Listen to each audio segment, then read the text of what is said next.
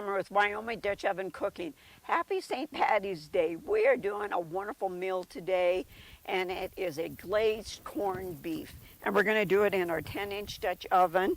And I wanted to tell you that we're down here in beautiful southeast Arizona in some country that we've not been before. And it really reminds us of Montana and Wyoming. It's just very, very nice. Of course, the weather's a little chilly. It's about 60, but I'm not going to complain. But I'm going to go ahead and tell you what our first step is that we're doing here today. I have it's about a 4.5 pound corned beef that I've taken out of the package. I've rinsed it, and I'm going to go ahead and put this in my Dutch oven. That is a well-seasoned Dutch oven, and you put this with the fatty side up, which this one doesn't have a lot of fat, thank goodness. And then what we're going to do is I'm going to cover this with water. That I've taken that little seasoning packet that comes with it, and I'm going to go ahead and just pour this on top. And we're going to simmer this today for a couple hours. And I can hear my husband over there looking at me. Okay, I think we should have gone with the bigger one, but this is fine. We'll add the rest of that liquid as it's simmering, because we're going to put the lid on, and we're going to put this over briquettes today, and we're going to simmer this probably for about an hour and a half. And when I'm done with that, then I'll go on to the next step we're going to do.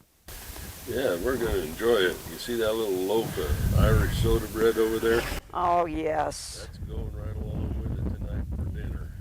Of course, this is a video that we did earlier today. And oh, did that turn out great. I can't wait to try some of that. Oh, yes. And if you don't like a mustard glaze, we did a corned beef and cabbage last year, and that video's up for you to enjoy too. And I bet you're wondering what this bottle of beer is here for. It is to go with our glaze later. Oh man, I thought that was for me. Well, if you're good, you might be able to get some of it, but yeah, you know. At least a sip. Yes. All right. All right, we'll see you after a bit. Well, we simmered this beef brisket, corned beef brisket, for about an hour and a half, and boy, does it smell good. I can't wait to try this.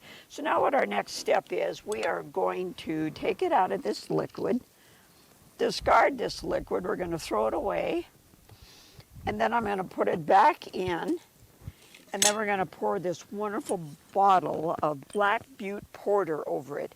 Put the lid back on it and let it simmer for about an hour, and then we're going to go on to the next step. Okay, I'm going to pour this beer over here. Oh, this is what is going to be so yummy. And guess what? This is a nice cold beer. I'm going to save myself a tiny sip. Of course, there's that doggone bumblebee. He wants a sip too. All right. Yep. It's as good as ever.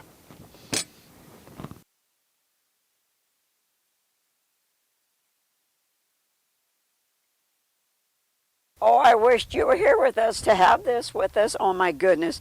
And with that glaze that I put on here, and I'm going to tell you, it's a very, very simple glaze. It was a half a cup of a coarsely ground mustard, which we love, Boar's Head delicatessen mustard. It's got a little bit of horseradish, but you can use whatever you like. And then a half a cup of brown sugar. You mix that up real well. You put that on top, and then we put the lid on. We put a fair amount of heat on top. So there was a lot of heat on top to really glaze that, and the smell is incredible. And what I'm going to do here is I'm going to take this up and put this on a plate and show you how beautiful this is. And boy, is it tender. It is so tender because, you know, we've cooked this, and which this YouTube did take quite a bit longer, but you know, you just have to be patient. It's one of these dinners that you have to be patient because it is so worth it. We sure hope you enjoyed this with us today. We would love it if you would subscribe, and if you hit that little bell up there at the top, the little icon bell, all that does is alert you that we have another wonderful recipe coming out, and we would love it if you would subscribe, hit that like button, and leave comments. We love comments. And thank you for joining us today. Of course, you know what our motto is. Great food shared with family and friends equals great times until we meet again.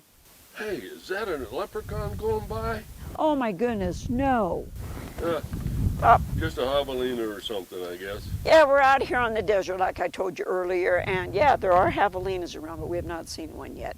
So good night. We hope you all had a wonderful St. Patty's Day. We certainly have. Drink lots of green beer.